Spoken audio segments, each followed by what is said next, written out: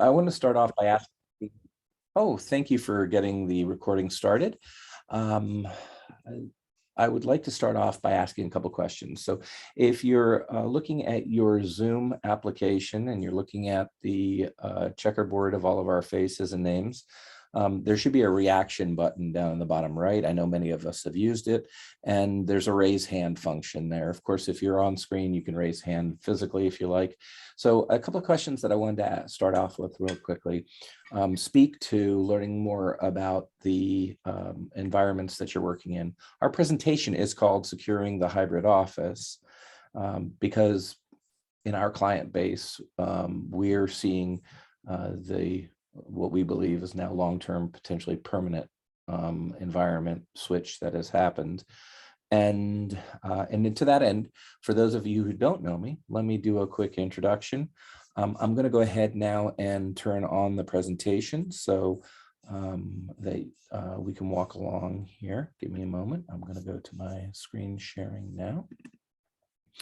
Okay, and everybody should be seeing the presentation at this time. All right. Okay, so I'm going to move and tell you real quickly a little bit about myself. And I'm doing so not because I want you to know specifically about digital industry, but more so that you understand the experience and the knowledge so that we can make this presentation into a learning experience, because that's really my only desire and goal out of this. We do manage IT systems. We manage about 50 different client networks throughout the Washington, D.C. metro area. For the most part, our largest clients are a couple multinationals with over 10,000 employees, but the majority of our clients are Washington-based businesses for whom we act to the greatest degree as their complete outsourced IT department. One of the ways that I quickly describe that is to say, if you have your org chart of your business, your organization, you have the person who's leading the organization, of course, the various different departments. I have a sticker that you can put into your org chart that brings the entire CIO all the way through the help desk and operations side, so that we act as that side of your business. On a personal level, I've been in my IT career for almost 30 years now, but I am the guy who used to help the teacher with the projector and the slide projector and the audio visual in classroom. There was that one kid who the teachers would be like, I can't get this thing working, or the darn projector's jammed again. And yes, I was the kid who would then go up and fix that piece of equipment. I was I wasn't in drama club, but or in theater, but I was the guy who might have been doing the lighting.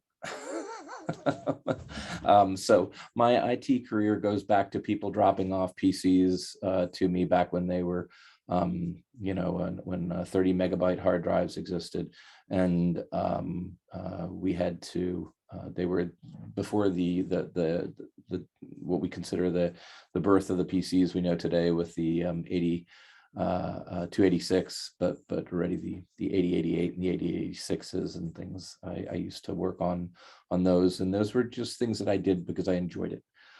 It wasn't because I saw it as a career.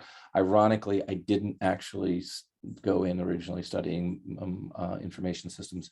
When I went into college, I even at that point yet, it hadn't clicked in my brain that this could be a career for me. So I wanted to give you that picture so you understood my experiences.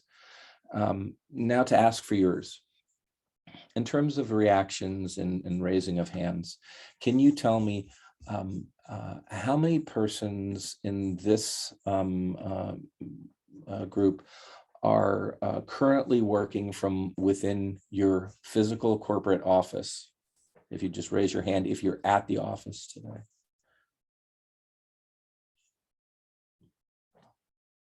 Okay, wonderful.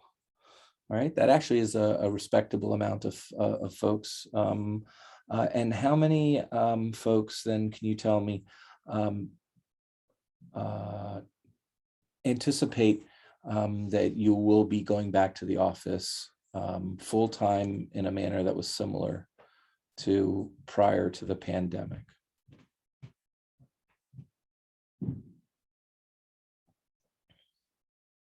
Okay. All right. Thank you. All right. And I think my final question for the group then is, have you made any, if you believe that you've made changes in your IT infrastructure since the start of the pandemic, and you're operating differently, the question here is, do you believe you will continue to operate differently in the future, no matter where you're working from, compared to what you were doing prior to the pandemic? And those who believe they're going to operate differently, just raise your hand.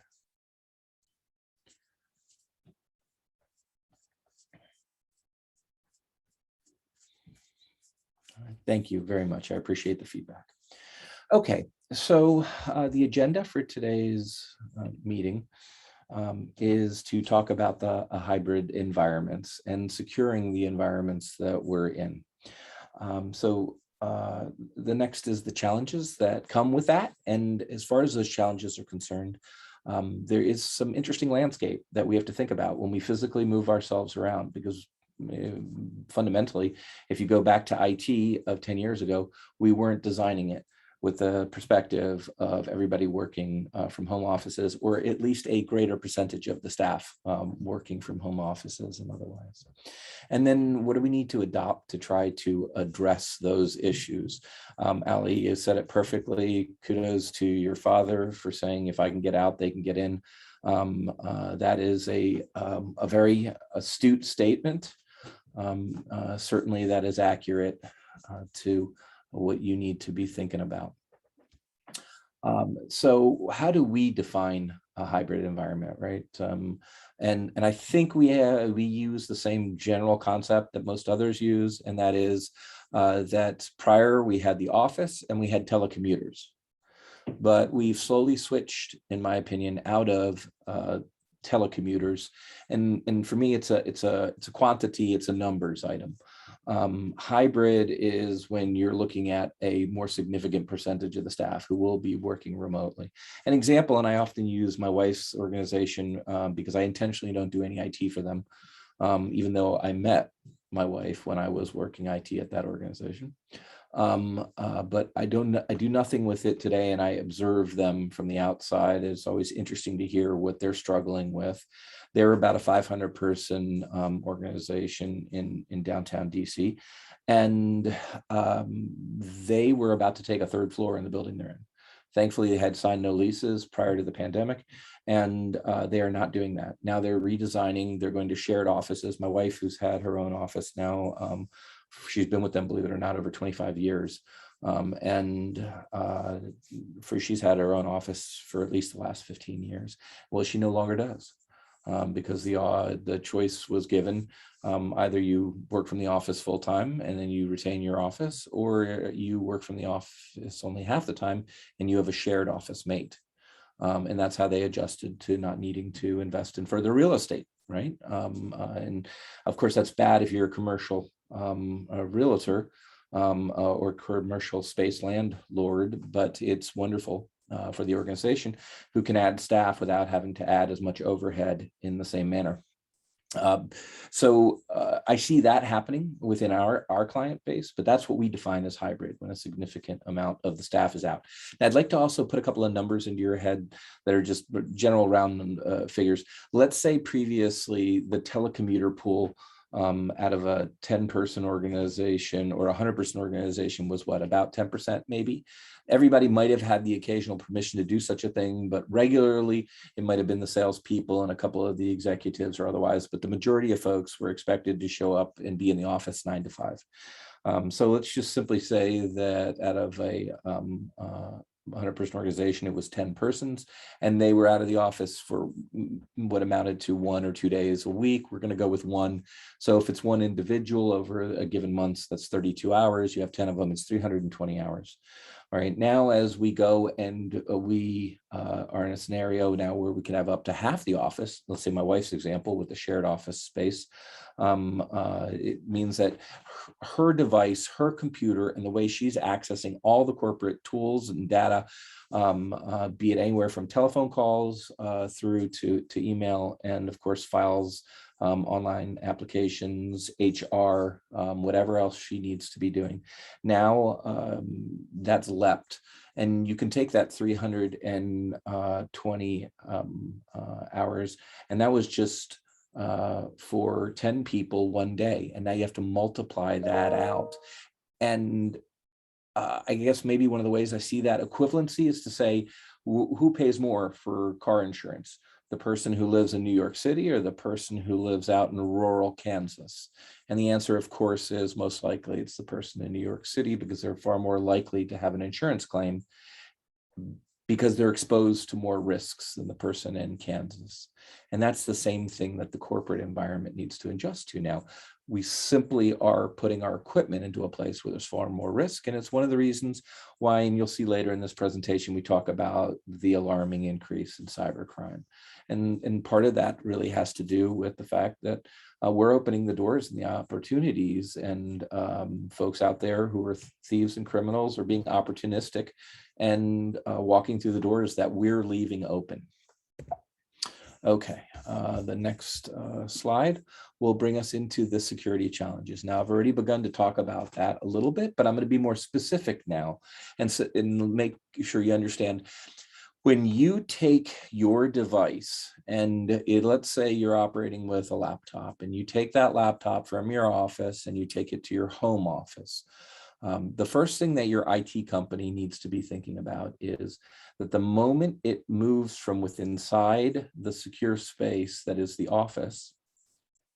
And when I say the office, let's be clear, in my mind and hopefully in your minds, when you're at the office, your IT support, whomever it may be, has created, let's say, a castle. Think of a medieval castle, and there's a firewall, there's security, they're doing a variety of different things to ensure that that space within your office is there only for the employees and others are not intruding into it.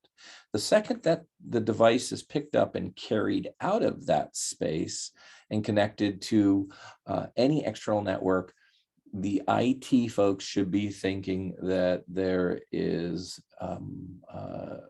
that device is now connected to what we would consider a hostile network. And maybe it doesn't sound complimentary, but an IT person should think of your home network as a hostile network.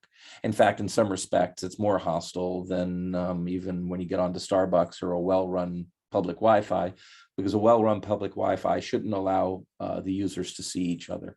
There's ways for us to do this, have you work perfectly well on your Starbucks network, but not be able to see the people around you on that network. Well, you're not doing that on your home network. That is not part of what the Comcast setup or the Fios setup or otherwise is done for you. So your son's devices or your daughter's or your spouse's devices, they're all going to be on that same network in what we call the broadcast space to one another.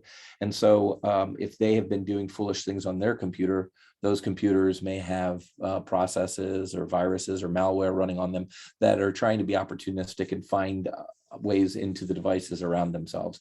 And one of those devices now is your laptop that's only spending, let's say, 50% of its time in the secure office space, and the other 50% of the time in frankly, the worst spot in the world, your home network, because that's not likely run by an IT company, and you're certainly not getting a lot of additional support from your Comcasts and otherwise in this regard. And then you have particularly also young users who don't know better and are doing things that they really ought not to be doing because they haven't listened to their grandfathers about what they should and shouldn't be doing online. So we have to recognize that those are very dangerous places for those devices to sit. So what are we going to do now to secure the device? So that's what we talk about, vulnerable connections. The next item is, of course, that the device from there has to reach out and reach back to where all of your data is held. Now, it may be held in a cloud, or it may be held in servers. You may be using tools like VPN to access your data, all right? And again, we have to do something to create security between where your device sits and the data that it reaches out for. And the question you have to ask yourself is, every connection that I make, is it in fact a secure connection? Because the reality is at this point, no connection you ever make should be an insecure connection anymore. It could be, even if it's not to something you consider to be a risque endeavor. It could be a pathway to get back into your machine from there, then into the secure side of your operations, which is why you'll notice even your Google searches are no longer without security. If you look at, when you go to Google, you'll see a little lock symbol up there now. It's been long since recognized that every single connection your computer makes has to be a secure connection. Unfortunately, I can tell you for certain, you're not going to, now that when you start looking at it, you're not going to find that that's 100% the case, because there are in fact many, many people and many, many systems and many, many companies and many, many cloud providers who have still not adjusted themselves. And it's one of the many different reasons that we hear about all the constant break-ins and risks, and breaches that make the news, on a week-to-week basis. And of course, final point on our slide is, this is what is creating 125% growth in cybercrime. It's opportunity. You have folks who are, novice behind the wheel, taking devices home into environments that are put together again by novices. And you have folks out there who want to take advantage of that. And they are. Now, you may say to yourself, but I have nothing that to be stolen. And the answer to that is yes, of course you do. You have what the majority of all folks out there are after, and that is just the money. They're not after intellectual property. We're not likely to be attacked by a nation state who's after nuclear secrets, because nobody on this call likely has that kind of information. But what you do have is a bank account. And that, more than anything else, is what they're motivated to get. So the first thing that we always talk about whenever we're securing anything, be it within the office, be it your own home, is you have to understand what you're protecting. You can't put together a plan as to what you're going to protect until you have an inventory. To draw the analogy, how many doors are on the house and how many windows are need to be protected. If you're in a high-risk area, you might put bars on the windows and you may beef up the doors with additional locks. This is very practical and understood to every person. How many persons on this call know how many doors are open into your computer? If I were to scan your computer looking for open doors from the outside, how many people can tell me by, again, if you'd like to, a show of hands that say, yes, I know how many ports are open into my computer. All right. And if you know that, hit the button and let me know. Now, here's the next question. As a business leader, how many of you know the firewall at your office? How many doors are open from outside in? And one should ask yourself then, possibly, if I know how well the office is physically locked, and if when I walked away, what time the downstairs lobby doors lock and when the elevators lock, I'd like to point out that the only people who can get into that building are people who are physically, say, in Bethesda or Silver Spring or Montgomery County.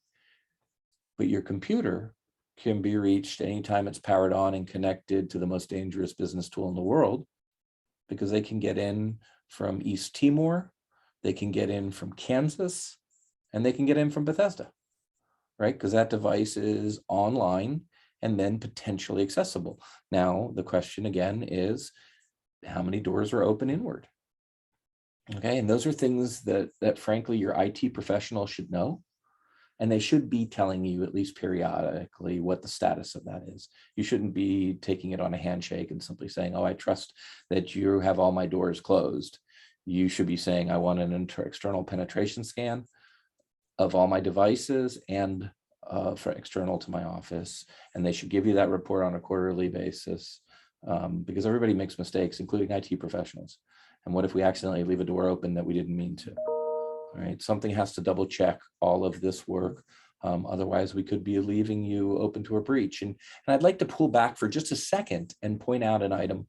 If you go onto the Microsoft forums well over a decade ago, and I'm just gonna have to go with glittering generalities here because I don't remember the professor's name and what university he was from, but he posted up a whole series of articles about into one of the Microsoft forums, and this is a 2010 time period. And the question that was being posed and answered back and forth was, if your computer is breached, how do you unbreach it, right? Let's say you got malware on board. Let's say you got virus. Let's say your antivirus program says that it found a Trojan in your system, right? And the argument and discussion that was in this article is one that's still true to this day. And that is, the only way to truly know that you've eradicated what has happened, depending on where it is in the cycle, you know, if it's caught before it acts against your computer, you're fine. That's why we have such a strong push towards having a really big defense, because the reality is once they're into the machine, the only way to know for certain you've gotten them out is to erase it and start over. You can scan until you're blue in the face with every different tool from McAfee and Symantec and Microsoft. But if you go back and you look at that dialogue between the Microsoft folks and the professor and the entire community, basically at the end of the day, he comes away stating the reality, and that is there's no absolute way to know that they're out of your machine lest you go back and start fresh again. And that is an enormous cost. It's way more than paying a few dollars to be preventative on a month-to-month basis. So how do we stop? How do we put up that good defense? All right, assess for the vulnerabilities. Look for the open doors. Look for the tool sets. Put together policies. Here is a reality. We're letting folks work from home. The tools that we're giving them to work from home may or may not be tools they like. Have you told your staff that it is against the rules? Let's say you're a user of Microsoft's 365 environment, but your staff has opened a Dropbox account. Any of us can do it, and up to a certain amount, the account is free. And they may know that from their previous employee. And they prefer to put their files onto Dropbox because, by the way, it's also set up to sync with their iPad. And sometimes they like to look at things on their iPad, and the work laptop is not set up for that. Right? Now, if you haven't specifically told your employee that they're not to do such things, well, a slightly informed employee, frankly, the employee you want to have, a clever employee, may very likely start using tools that go outside of what's corporate allowed. Now, it's hard to clamp down to the point where they can't do anything that you don't want them to do. So there's a certain amount of policy and trust, but we use that same engagement with the clients across many, many HR subjects, right? It isn't just how they use their IT systems, but the important thing from the business side and the leadership side, and if it comes down to it, the cybersecurity liability payout side is, did you have a policy in place that said, well, no, you weren't supposed to put those files up there on Dropbox. That wasn't within the allowable permissions of the organization.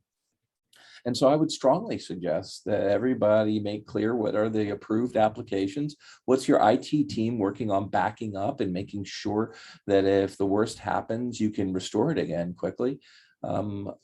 Because they can't do that for every single tool out there. So you need to tell your staff what tools they are, and that's got to be done together with what the company wants you using. And again, part of this is driven by that hybrid environment, because if they were sitting in your physical office, they probably wouldn't do the same thing. Our behavior patterns change, and our employees' behavior patterns change when they physically leave the office. They let's say, think outside the box a little bit more in some respects.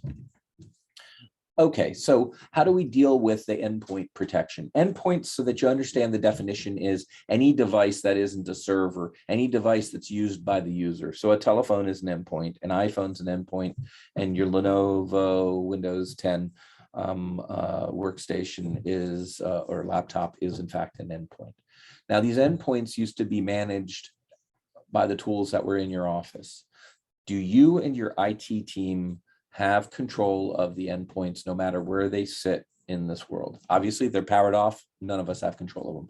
But if they're on and your staff person says, I've lost the device, I left it in the seat back of the airplane, do you have the ability to, number one, recover all the data that was on that so that your employee can get straight back to work? Because you don't want two tragedies. One is the loss of a couple $1,000 piece of equipment, and the next is then a loss of a couple $1,000 of your staff person's time and getting them back up and working on a new piece of equipment. So you need to have a plan when this happens on how am I going to get everybody back up and running in a business acceptable, reasonable period of time. And by the way, that can be brought down to mere minutes, depending on how much money you'd like to spend on it or who's doing your support, of course. And you should talk to your IT persons about what are my options in this regard. And the next is if that device is in fact lost, are you going to be able to remote erase it? And more importantly, is it encrypted?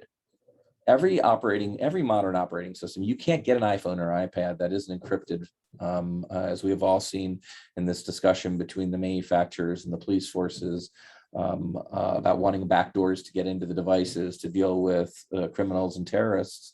And the problem is that you open a back door and you've effectively opened it for everybody. There's no way to keep that back door closed. So the only way to keep it closed is to never open a back door to anybody.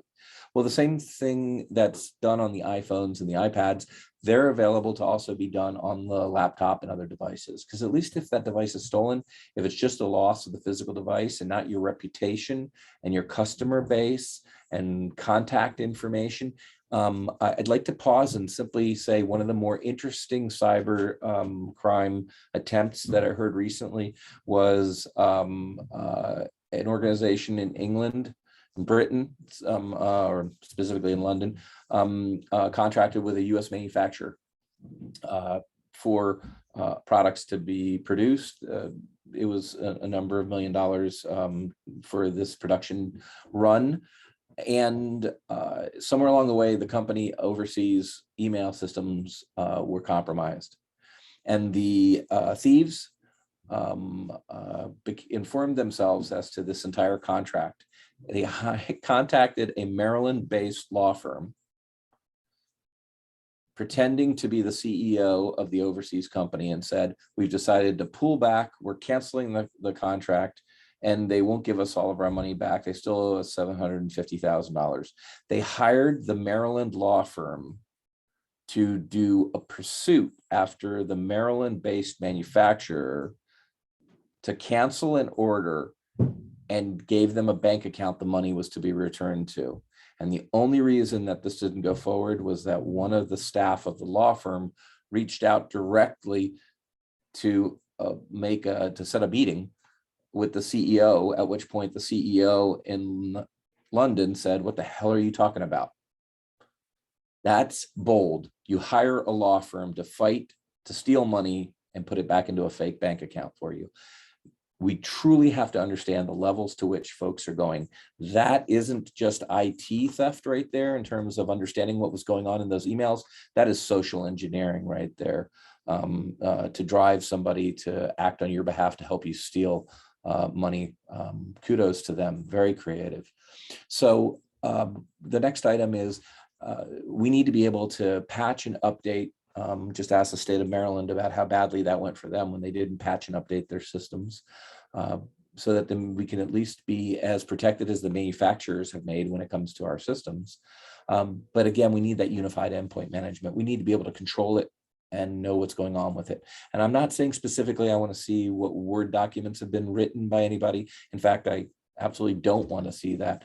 We're talking about telemetry. How's its heartbeat? How's it functioning? Is the systems well encrypted? Are the hard disks performing the way that they're supposed to? These are the types of information that a company's leadership needs to be informed of and that IT needs to have control of. The next item then is make sure you understand where your data is located. A moment ago, I talked about how you could end up with data that ended up in Dropbox that was outside of, say, your policies or expectations of where your employees are putting items.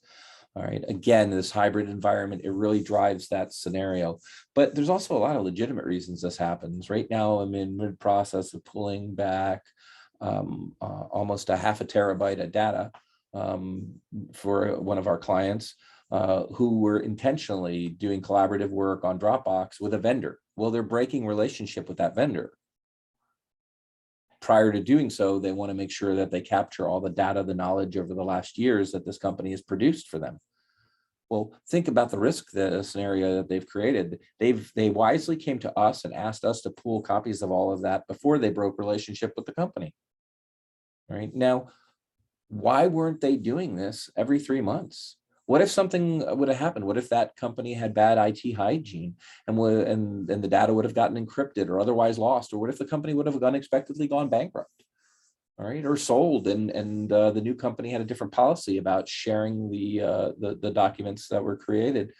All right, you don't have control of it if it is in the other business's Dropbox or Google Drive or SharePoint. You need to recognize that periodically you need to pull that data back to yourself to lower that risk. All right, so know where your data is located, know who's got the chain of custody. All right, and of course, as I mentioned a little bit earlier, any data that you're holding on to that's out in the wild should be encrypted or encrypted at rest when it comes to something that is like a hard drive. And finally, access control. Yes, it's easy to give access controls. And my story here about access controls was about a decade ago now for one of our larger multinational companies. I was on a team that was putting together a cybersecurity review around the globe for them. And that included all what we called the 3 regions, the Americas, EMA, and APAC. It was so very interesting to me that the biggest pushback that we got on the work that we were doing came from IT itself, right? Because the IT folks were keenly aware that as we raised security and put in policies and changes, it was going to inevitably make their life harder. Right? Their job was to make sure that their users within their country and within the various different business units had access to the data. The security wasn't their primary concern.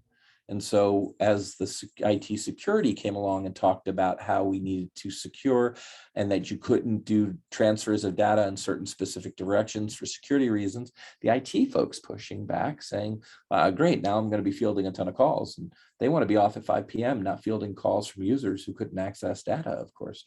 It was very informative. It was the last group that I expected to push back against security improvements. But the reality is it is much easier just to open the door to everybody. Then nobody is going to tell you that they can't get to what they needed to be able to do. And you're not going to have that phone call where you said, I'm sorry, I couldn't do the presentation. I couldn't get to the logos.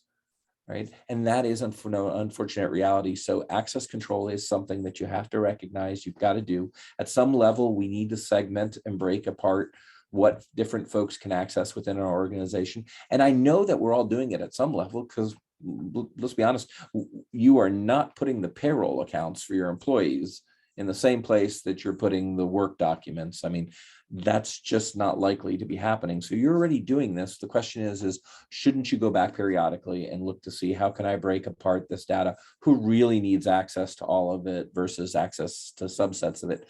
And honestly, the clients, I'm sorry, correct myself, that your staff should feel good about this too, because if they accidentally make a mistake, the last thing they want to do is know that it impacted the entire organization versus just their clients or the folks that they're dealing with. So it's a healthy process for everybody, not one that's, what's the word, disempowering. It's the opposite.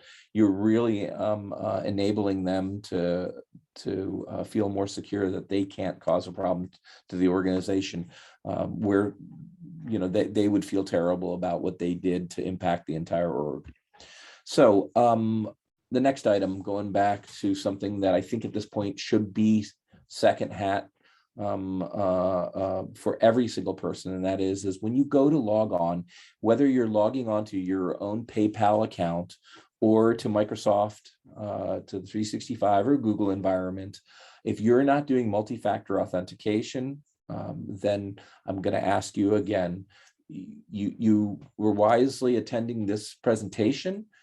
And if my one and only takeaway from this is that you should not be making any connections to any vendors without multi-factor authentication, then I would be pleased to know you just took that piece away. At this point, anywhere money is involved, any place where publicly a private identifiable information is located, any place where folks could get into something that they might like to have, you should have MFA. And I go a step further and say, there's nothing that shouldn't have multi-factor authentication on it. It is a tool that's now available. It shouldn't be additional cost. It is the only cost you need to incur to put multi-factor authentication in place at this point is a learning curve. And once you have one of your staff learn it, then they can teach the rest of them, or come to myself and I'll certainly help whomever you need, be it your IT team or be it members of your own staff. Multi-factor authentication needs to be in place for absolutely everything, and I would not do business with any organization that isn't able to support that for you. Usernames and passwords are simply no longer, without the help of multi-factor authentication, capable of doing what we need them to do. Okay, I'm moving through my slides. I'm finishing up. Ali or Julie or Jane, could somebody give me a time? How am I doing? How many minutes do we have left? You have about 15 or 20 minutes. Okay, very good, very good. I think we're going to be well on time then, because we only have 3 slides left and one of them is the QA. Okay, so beautiful. So the next item that I really want to implore is advanced email filtering. And what I mean by this is one of the most common ways that folks get into our systems is unfortunately through bogus emails. And we've all seen them, the phishing attempts at this point, the ones that are really crappy, that looks like English as a second language or maybe third. And then we've also seen the ones where somebody's just taken a Citibank or Wells Fargo email and literally copied it, which, by the way, I don't know why that everybody isn't doing that. Just take a Citibank email and modify it, and then it will look perfect, and nobody will pick up on the fact that the logo is wrong color or shade or otherwise. You're a bit of a numbnuts as a cyber thief if you're going out there and you're recreating this on your own. Frankly, it's extra work. But for those out there who are doing a good job, they're creating email phishing attacks that look spot on, right? The only way you're going to notice is possibly if you take the time to float over the links or the objects that are within the email that are trying to get you to act in some manner. And of course, they're going to use all the standard tactics, which we've talked about in previous cybersecurity events. And I will only quickly glance over, that they try to create urgency. They try to get you to therefore act quickly and maybe not pay attention and think about what you're doing. And frankly, there's part of me that says that's unfair. It's unfair to your users. It's unfair to yourself if we don't do more to help them along. And one of those is advanced email filtering. Even within our own client base, I cannot tell you it is the standard level. We are implementing a digital industry now, next generation email filtering. And we are going to be offering what I'm talking about here, and that is every single link that comes in by email needs to be what we call sandboxed. That means that when you go to scroll over it and look to see what's in that, it's not going to do you any good because it's always going to take you back to the sandbox. And the sandbox in this case will say URL defense. You will click on it, and it'll take an extra fraction of a second for you to get that content or be taken to that website, because you're always going to be run through a system that checks to see whether or not it is wise for you to get the content that was at the other end of this link. So therefore, if you click on something that looks like it was Citibank's link, asking you to act because there was fraud against your card or whatever the case may be, it's going to first be always checked through the sandbox to make sure that it is in fact Citibank's website. And while again, like all IT technologies, it may not be 100% perfect in every scenario, and we still ask our users to pay attention, having that as an extra tool to always double check that the links you're clicking on are in fact legitimate links. And finally, that tool can't just function the way often these tools have in the past. If you ask, well, Mark, why weren't you doing this 5 years ago? And my answer would be because for many of our clients, that was naturally happening as a process of passing through their corporate firewall. Now the problem is up to half the staff or more are not passing through the corporate firewall anymore. They're sitting at their home offices, and I don't control that Comcast device or Fios device. So I now have to put that intelligence into the system in another manner. And so we are shifting applications. Again, I asked the question earlier, how many of you have changed the way that you're doing business? And if you haven't changed, then I need to ask, review to make sure that the tools and the way that you were set up to operate, which historically has always been from within the castle walls behind the firewall, which did content scanning and all kinds of other things for you. Well, that tool does you no good anymore when you're sitting at your home office or at Starbucks. And going back to the percentages, as IT people, we may have been aware that you didn't have quite the same amount of protection when you were in those other places, but you were just a telecommuter, which meant that percentage-wise, it was a much smaller amount of time, and it was cost to value decision that was effectively being made by IT professionals around the world, and in some cases, company owners as well. And at this point, I have to say that this has shifted. We no longer can ignore. We have such a massive pool of people who are out in the wild that we have to shift our tools to help them be safer when they're outside. Okay, adopting cybersecurity best practices. All right, so just to go back to do a review, put together simple real world examples to your staff as to why you need to change the security of their laptops. You're not interested, or their devices, you're not interested in prying in, or maybe you are, but most of the time business leadership are interested in the work being done. And if somebody's spending a few minutes doing otherwise, that's not the issue at hand. As long as they're getting their jobs done, but you need to give them good policies and good understandings, expectations of what it is that the staff is and isn't supposed to be doing. All right, and again, as you write, they're practical and also incrementally. You can't, you know, the reality is you give somebody 1 or 2 things per month, and you can potentially expect a change. You give them 200 items to do in the 1 month, and there's no realistic chance that you're going to get adoption of the majority of those. You need to move this needle slowly, and that actually works out really great, because cybersecurity, as I've said before, and I will always say at the end of a presentation, it's a constant journey. It's not a thing that you do just occasionally. You need to make it part of your culture. You need to make it part of who you and your staff are as an organization. And every single thing they do needs to be thought from the lens that once somebody's broken into my system, if I truly want them out, I'm going to have to erase and reset every single computer in my organization. And that is a hassle that I know no leadership wants to deal with. So let's put up the good defense ahead of time so we don't have to do that. Okay. I believe that is everything that we had in terms of presenting. I did want to make sure we had a little bit of QA time, and we're at that place now. I don't know if, I guess, Julie, as you set us up, are you going to moderate if there's anybody who would like to ask questions? I'm going to stop presenting if it's okay.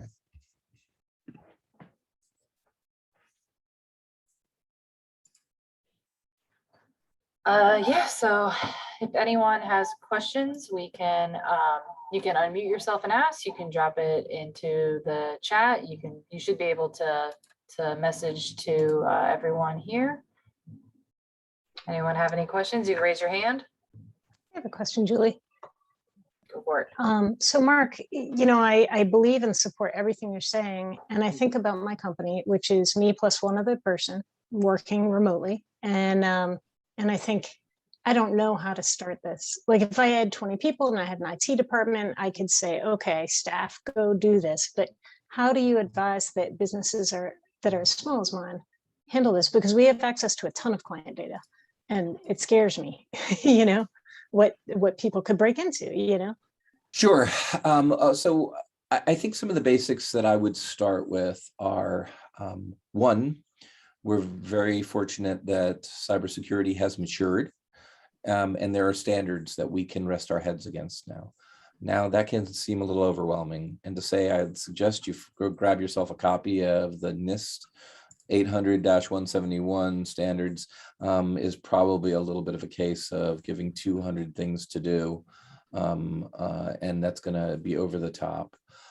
So I think I would start with knowing that that's there, and that ultimately putting the appropriate controls in place so that you can make the statement that it is the company's philosophy to follow the best cybersecurity practices that come from the same standards that are used ultimately as also the bedrock for the historical DFAR standards for the Defense Department contractors, and now the CMMC standards that are being adopted by Defense Department and other areas of the federal government.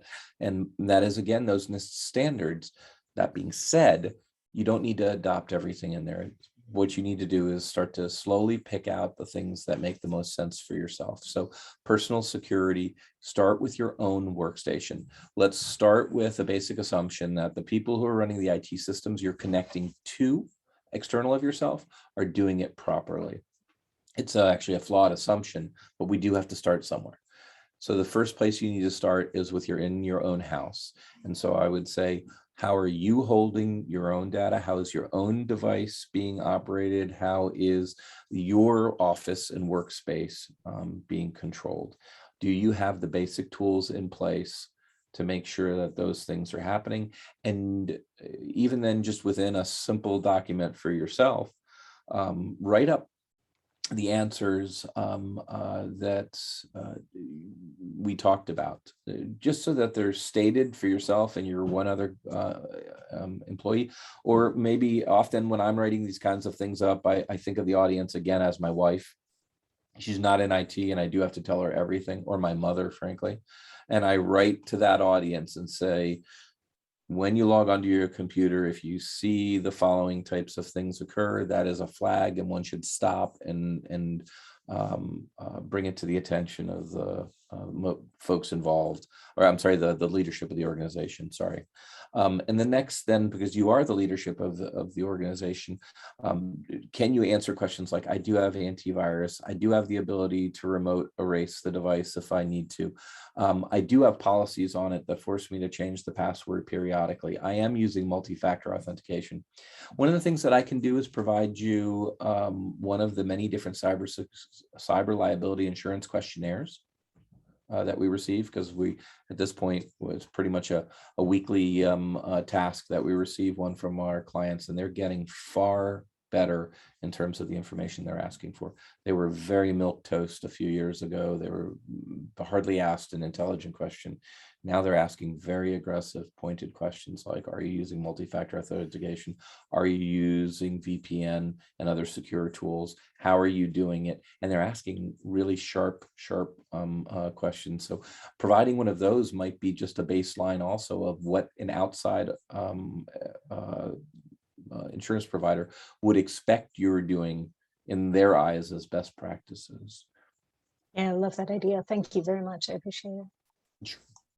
Mark, I'm going to jump in because you just said something that triggered a question to me in terms of security. If you're working remotely and you're using a VPN to access, does that give you that increased level of security?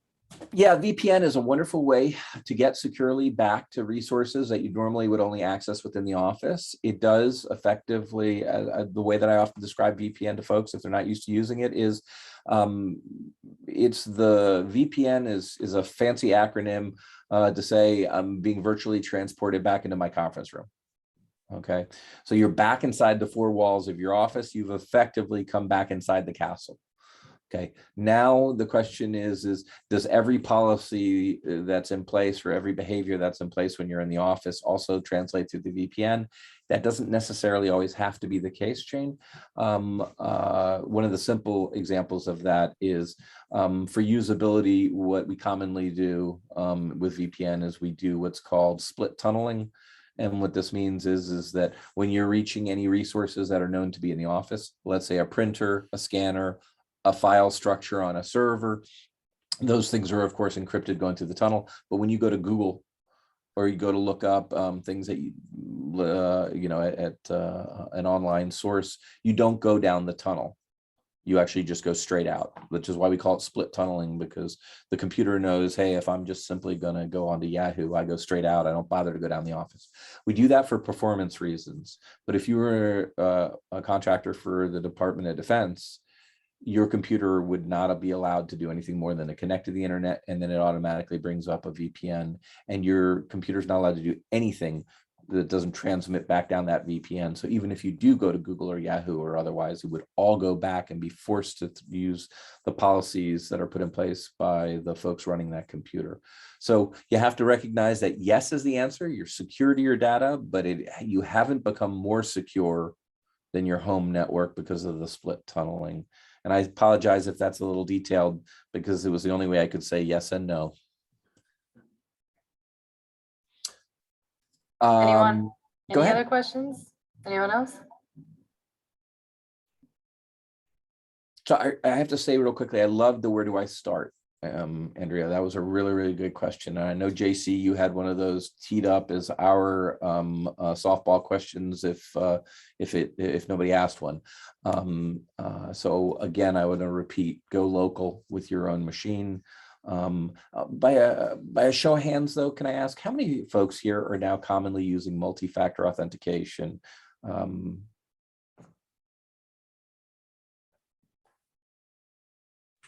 Okay, is there anybody who isn't commonly doing it? And when I say that, at this point, for me to be able to do multi-factor authentication, my multi-factor authentication application has about 25 different organizations that I have dual factor with, right? Because I've got my personal life and my professional life, and every place I log into has multi-factor authentication. So if you as everybody on this call, gone into their Citibank or Wells Fargo or Eagle Bank or otherwise and looked to see if multi-factor is available, because the banks aren't always forcing us to do this yet, but they're out there. And you should be going in, clicking them on and turning that function on if they're not there. Disappointingly, I don't know how many folks out there have Costco Citibank. I do. It's one of my credit card accounts.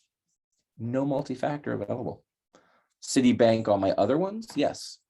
But the Costco Citibank has no multi-factor available, which still makes me scratch my head. And the answer there is if they tell me that somebody broke into my account and did something with it, I'm going to tell them that was their fault.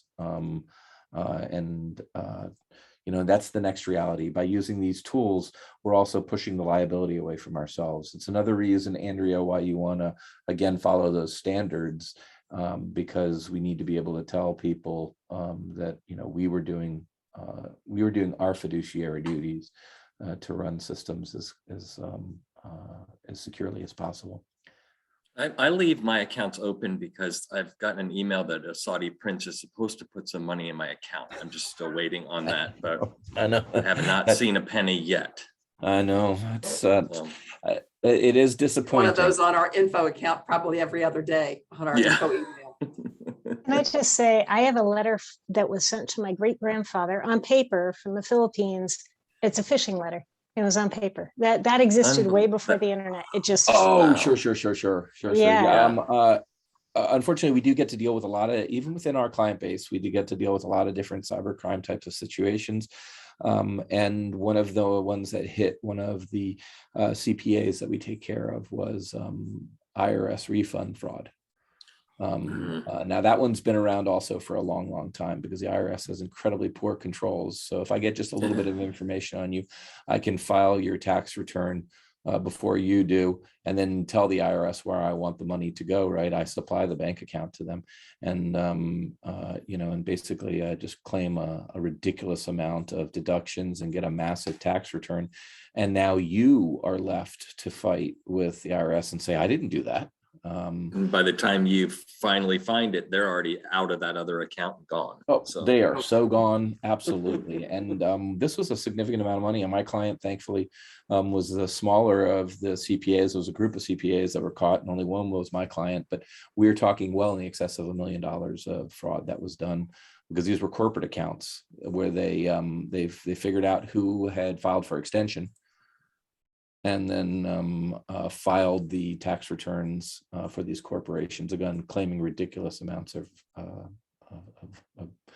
refund from the government. So, but the problem is that at the end of the day, the onus falls to the victim to clean up and to fight with the federal government as far as this is concerned. So Sadly, that's the way it is with everything, because I mean, even the telephone fraud these days is even, and the scary one, I mean, once you get of age, you get all these calls telling you that they're calling from Medicare and they want to give you this free whatever, and that's not true. But what's really interesting is that the call I got the other day, they actually had my Medicare number, which was a little scary.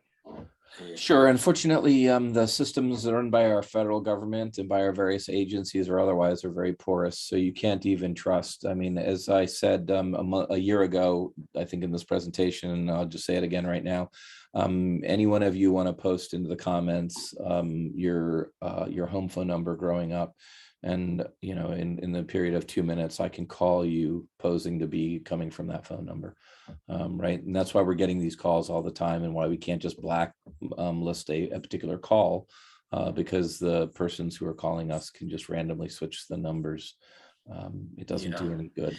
It's also very scary on Facebook and other social media platforms where people are asking your favorite concert or your first concert. Those are all passwords. I mean, they could potentially be. So all of that information, when you're answering those surveys as to your favorite vacation spot, those are all collected and just tried, over and over and over. I mean, I'm positive of that, and that is just very scary. So obviously my advice to my children and my family is never, ever, ever answer those, as fun as they might be, and don't take the Facebook quizzes and things like that, because that information becomes somebody else's and it could come back to haunt you at some point. True. That is a perspective I can tell you that I haven't even ever thought about, but right, that's maybe because I don't participate in things like that. My interests lie elsewhere. I like to work with a nice, messed up slide projector. Film strips. So, as far as your computers are concerned, the ones that you use for work, Andrea, maybe for yourself, Windows or Mac, what do you work on? Windows. And Windows 10? Mm-hmm. And if I were to ask you if BitLocker is turned on, can you tell me yes or no? I think no. I have Norton. There's a firewall. Right. So, well, that answers my question right there, because, and I apologize, I'm not trying to. No, that's fine. I'm happy to. You can't answer it or wouldn't know. BitLocker is the native Windows encryption for the hard disk. Oh, then I have no idea. Yeah, it I was is not thinking a bit on by different there. default.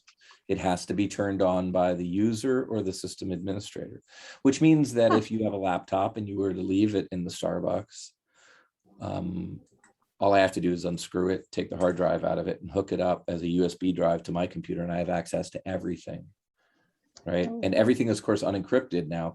Your Outlook PST file or OST file, everything that is in your My Documents, all of that is, and of course your browser history is, and otherwise, and then if you dig deep enough, passwords and other things are going to be floating around there somewhere, which is why. Oh, sorry, go ahead.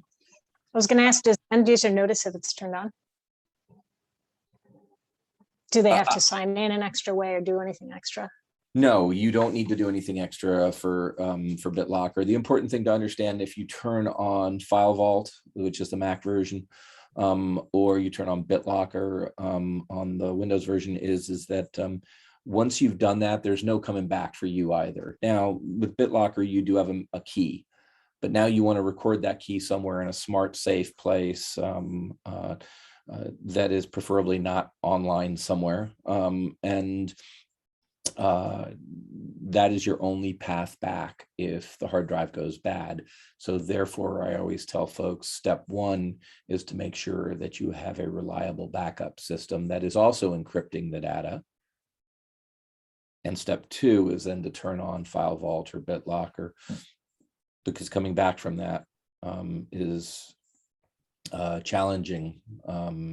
If the hard drive were to go were to go bad or need to be replaced. But at the end of the day, that is in fact the intent. right? You don't want to make it easy to get the data in another manner. So another reason why IT departments tend to hesitate to turn these things on, because again, that's increasing security and increases the headache for them to restore the files back to your computer. So Mark, I assume that because you do our IT, that ours are turned on, but how would one find out if one didn't know? Well, that's a very good point. So I can guide you where to look in the computer. Our tools show us what the status of things like that are. It's just one of the things that presents itself as to whether it's turned on or not turned on. And the reality is even for some of our clients, we're only slowly bringing those things online because we need to do so. Goes back to what I said a moment ago. We need to know that the backups and the ability to get you back out of a scenario if it goes badly is in place before we turn those types of tools on. We can initialize it remotely, but in doing so, we take a risk if things go bad. So again, this is the problem. You have that X and Y graph. Every time you add a layer of security, you're going to reduce usability. And let's just use the simple example of, so you put bars on the windows. Now the window is a little bit harder to use. So you put another deadbolt and added a second deadbolt to the door, right? The door may be that much more secure now, but now you have to carry another key or another method to open that second deadbolt. And that means that you're just going to stand in front of that door for another 30 seconds as you go through unlocking a second object. It's the same thing, unfortunately, when it comes to IT security. Every step that we put in place is likely, like look at the multi-factor authentication. Right now, I have to grab a changing 6-digit item every minute or 30 seconds, depending on the system you're using, and that's an extra moment of your time. And again, that's that ever-changing X and Y graph. The more security I put on, the harder it is for the users. Banks have long since had the technology to stop a lot of the theft that's going on. They've just made business decisions that it's better for them to lose the money and risk the theft than to make it too hard for the users to use banking. A common example of this that I see is when I travel abroad, credit cards, including MasterCards, Visas, and otherwise, have PIN codes like debit cards do, right? We don't. I commonly give my credit card to one of my kids and they just go off and stick it in.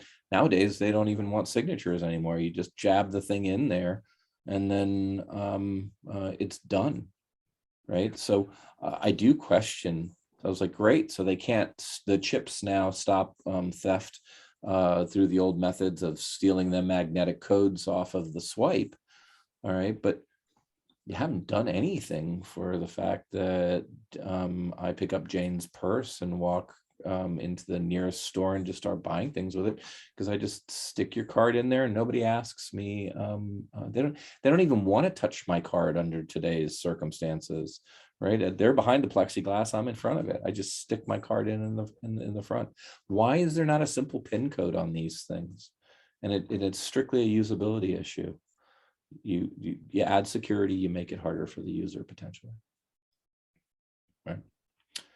Any other questions? I think we must be close to time. I don't know where we are actually. A little over. A little over. We're okay.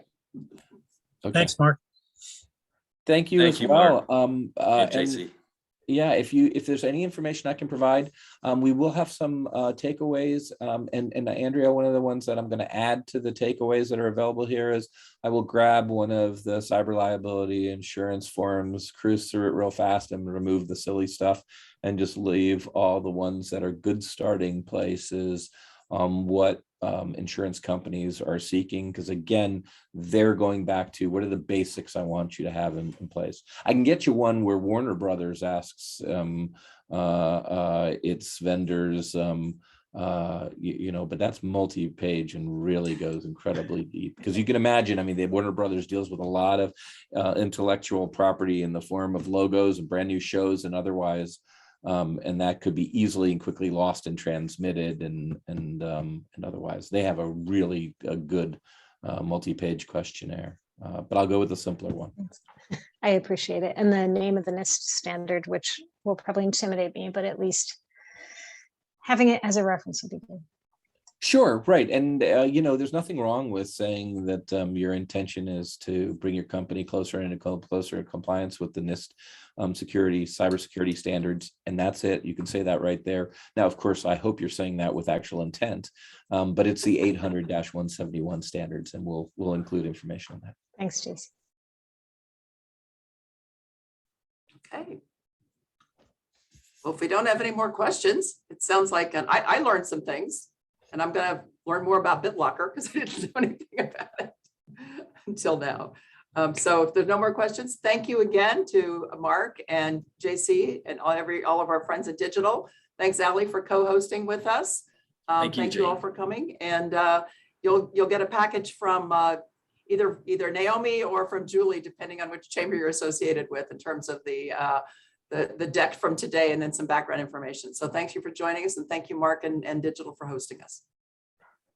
Thank you so much. Everybody have a good day. Thanks so much, Mark.